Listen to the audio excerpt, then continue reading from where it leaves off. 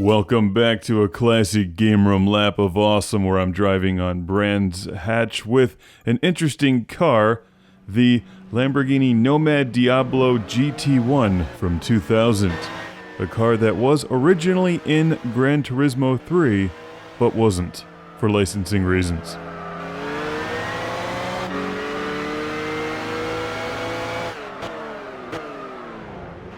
Unless you played the Japanese version, but here it is in Gran Turismo 6, and it's quite a fun car to drive and really cool looking.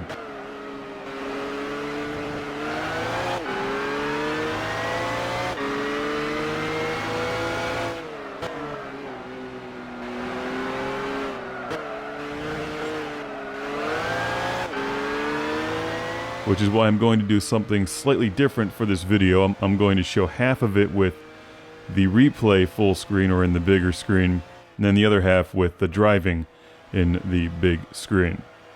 Sadly, this is one of the older cars that's been lurking around for years, and as fans of Gran Turismo 6 know, that means it doesn't have a real cockpit view, which is somewhat confusing, especially for newcomers to the series who are like, why don't these cars have cockpit views? Well, they've been, I guess they must have scanned the cars and done all of the engine sounds and programming years ago and just kept it in the game but never got around to doing the cockpits, which is unfortunate, but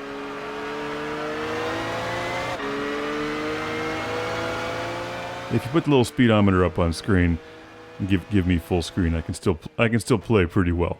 Brands Hatch is a nice track. This is one of these nice well-balanced courses that gives you an opportunity to open up your car during the straightaway here. And then be careful because you can easily fly right off the road there. There's some tight bits. Some tricky bits, if you will. Tricky bits, but this car is insanely fast. And easy to spin out, so careful with it.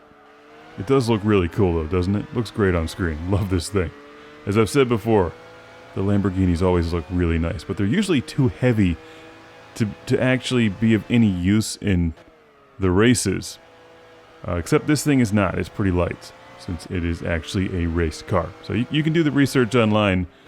Check the Nomad GT1 or Lamborghini Nomad GT1 Gran Turismo and you'll get all the information that you need. I believe it technically marked the debut of Lamborghini in the Gran Turismo series, but not in the West until, what, GT6 or GT5? I guess I'm not sure, but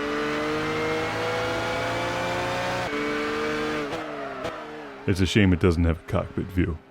You know, all they need to do is, I don't know, just make one up. And not the generic black one. Just get one of the other Lamborghini cockpits and put more wood grain in it or something.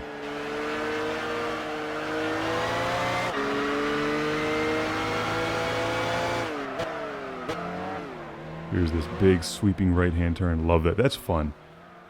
You can really just fly through that. Actually, if you look closely at the car during the replays, you can see it's more pixelated than some of the other cars. Presumably because this was originally created for a PlayStation 2 game. I need to go back to Gran Turismo 2 and get that one minivan that has the jet engine in it. I need to get that out and play that for one of these laps of awesome.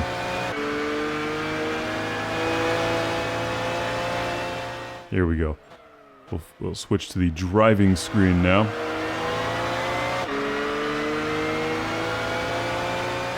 Where you can see I have an abundance of power. But it's still an easy car to lose control of, so that doesn't necessarily guarantee you a victory.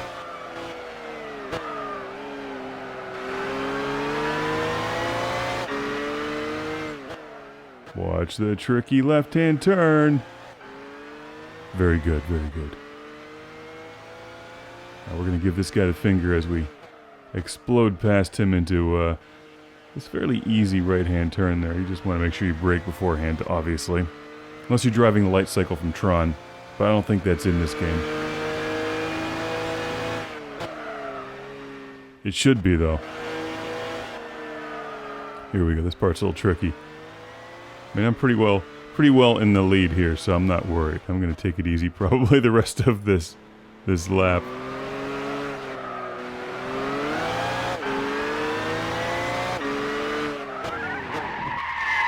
Oh, there it is. You see that?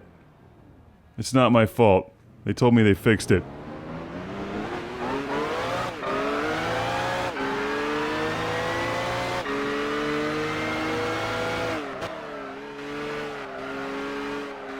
See, now things just got a lot more challenging. I forgot about that. I recorded this a week ago. Now I have to win all over again, which means I have to exercise my finger by giving it some more to these people as I drive past them. You can almost see the look on their face, like, oh man, what's that Lamborghini doing here again? It's such a cooler car than the one we're driving, because it is. Is there an El Camino GT-1 in this game? There isn't. They need to fix that for the next one.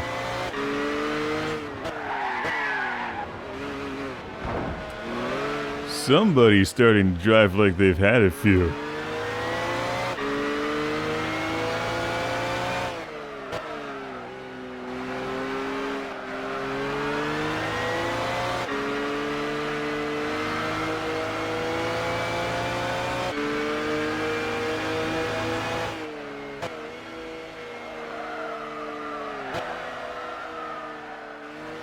Got one more car here. I really should just run him off the road and get it over with. He can't catch up to me when he's upside down on fire with his wheels spinning.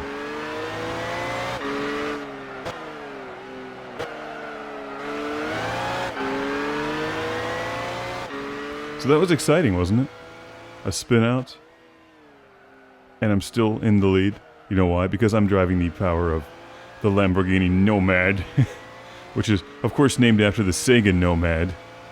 We all know that. I'm not sure why it's called the Nomad.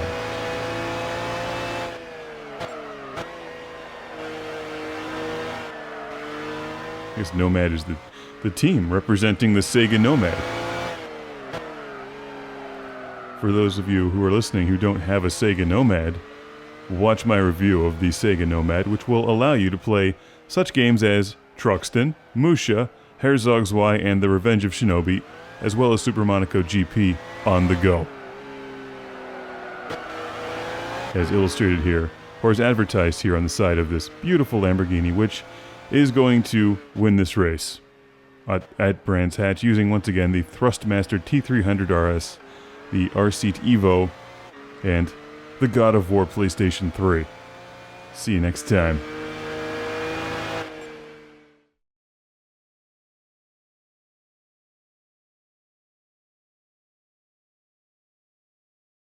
Get your CGR shirts and glassware at ClassicGameRoom.com. Classic Game Room is brought to you by Magnum Skywolf. CGR is supported by fans on Patreon. Thank you.